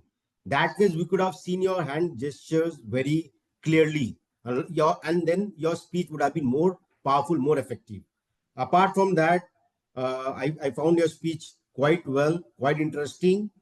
Now, coming to the evaluator number one, Toastmaster Bindu, a clinical evaluation, I must say.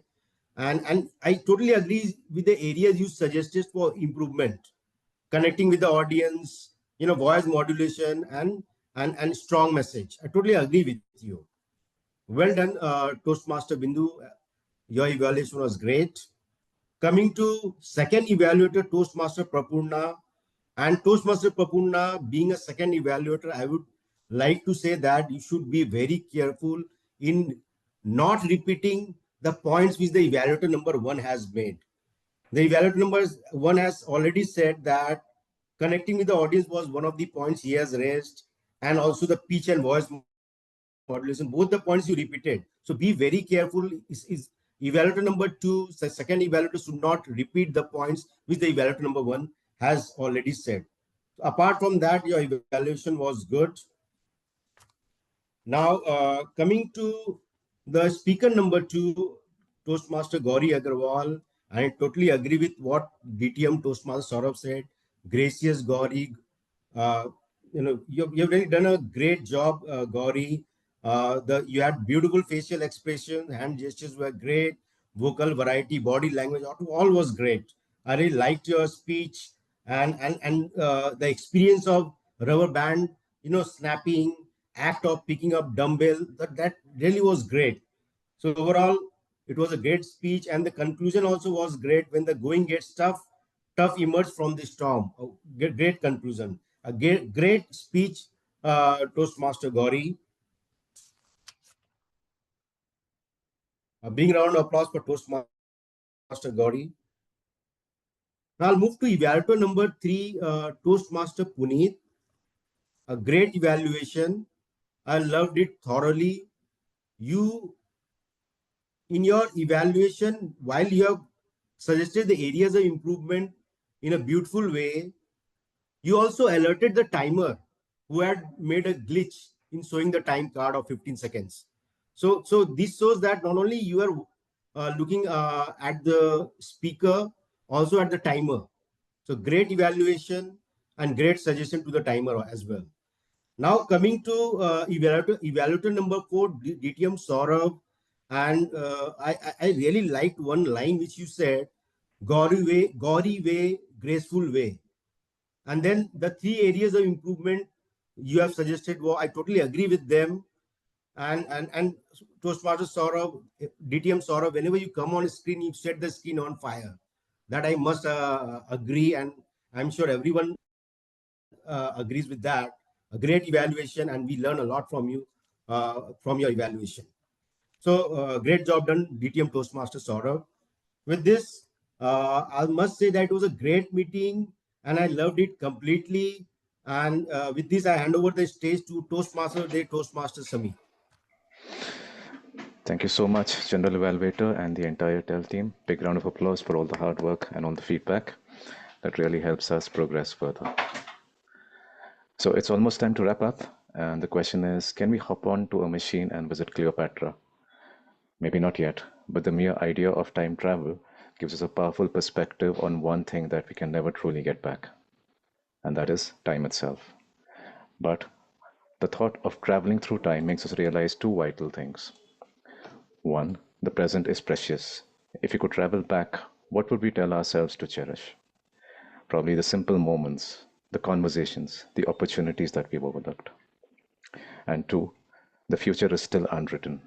So instead of wishing we could change the past, let's focus on the power we have to shape the future, one deliberate second at a time. Until that day comes when a time machine rolls into your driveway, let's resolve to treat every moment as if it were a rare and unrepeatable journey. The present is our biggest present, so let's make the best use of it. Over to you, Presiding Officer. Thank you. Thank you so much. Let us give a round of applause to our Toastmaster of the day talking about such an important topic, time. And of course, with that lovely voice he has, we were all mesmerized throughout the meeting. Now, the polls are up on your screen. Please make sure that you start voting for your favorite role taker. Of course. Yes, I see a few guests in the meeting. I want you all to just guest Shilpa. Guest Shilpa, do you want to give us a quick feedback? You were there throughout the meeting. Yes? Am I audible? Yes, you are. I really like this meeting, and because of which I stayed till the end. And the education session, wait a second. Education session was very motivating, and I liked all the speakers who have took great courage and spoke. It's not an easy thing to speak when so many people are watching you, actually. So all in all, it was really a good meeting. However, I was just missing the table topic session. I think it was not there because of the education session. So maybe next time we can incorporate the table topic, because it is the most fun part of any Toastmaster meeting. Thank you. Thank you for the feedback. Do not worry. We are Gabbies. We have two meetings going on, one on Tuesday, another on Saturday, and definitely you will have interesting table topics on Saturday. I see distinguished Toastmaster Lisa Thompson. I would like to hear from you. Ma'am, you were there in the meeting. Thank you so much for having me speak. Today's messaging and the whole meeting was just phenomenal. I came because of the flyer that you had posted in WhatsApp, and I stayed because it was a wonderful meeting. I particularly liked Sai's presentation. He was really amazing and tear jerking at the same time. I didn't realize how much my voice was going to crack when trying to speak with him. And the Gabby's meetings are always really well done. And I'd like to connect with Saurav about evaluations. His was incredible. I had never heard the phrase no phrase, no stage. And I thought that was really, really helpful, but I'm not quite sure of how to do that within my own keynote speech. So thank you so much for having me. I look forward to coming again. Thank you. May I know from where you have joined us? So I live in New York, and so that's where I am right now. And you guys keep putting these up. Wait a second. Yeah, so I got that. Okay. Yeah, the voting is is distracting. I live in New York, and a number of years ago when I got my first DTM, I met Raghu. I don't know if you know him, but he passed away 2 years ago. And he was from Satvik, and so he encouraged me to start traveling to clubs all over the world. So I've been doing that.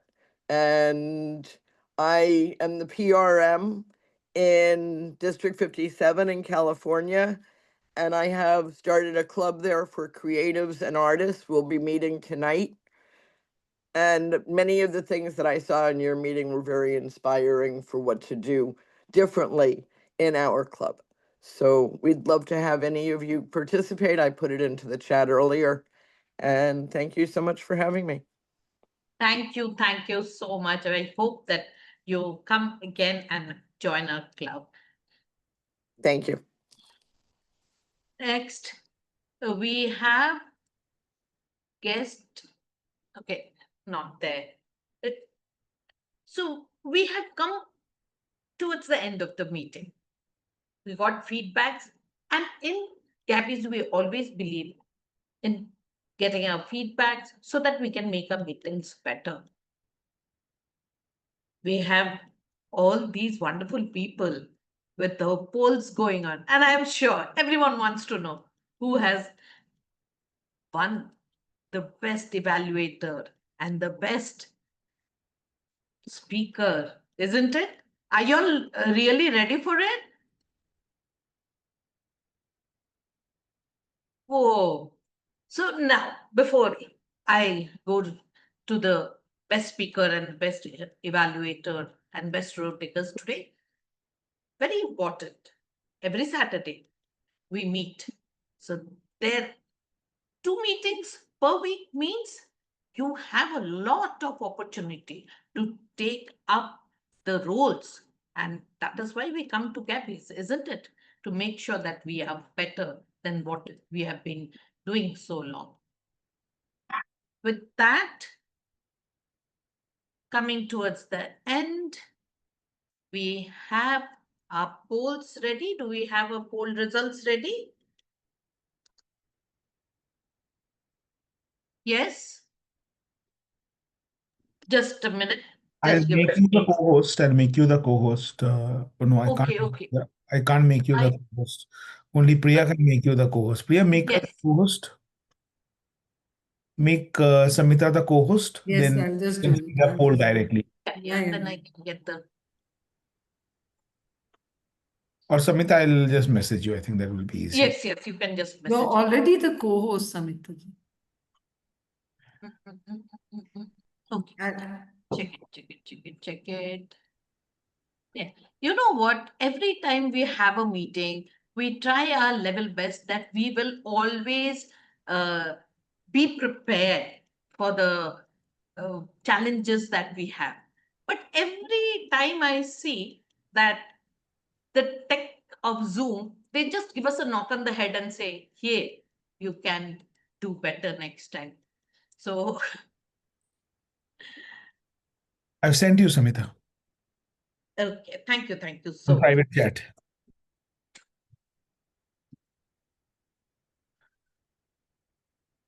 Yes.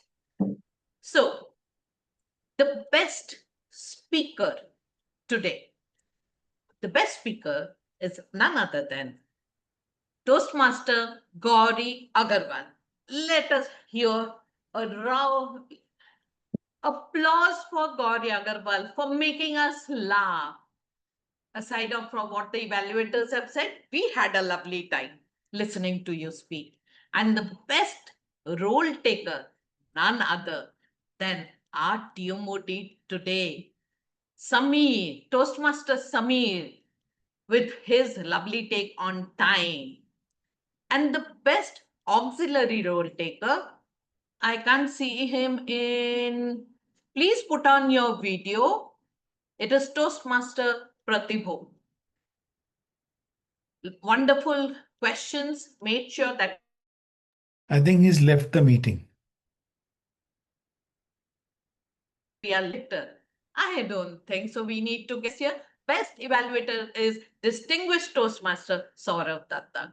And another meeting comes to an end. I declare the meeting closed, and we are right on time today at 9:30. We are closing the Can meeting. someone take a photo of the winning team Yes, please, a photo of and the share winning it? team. Yes, yes. Where's Pratibho? Pratibho is not there. Diba has dropped off. I've taken the screenshot. Thank you. You're taking the screenshot?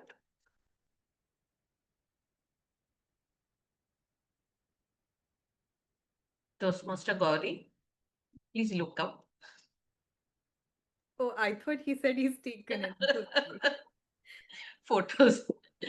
Thank you so much.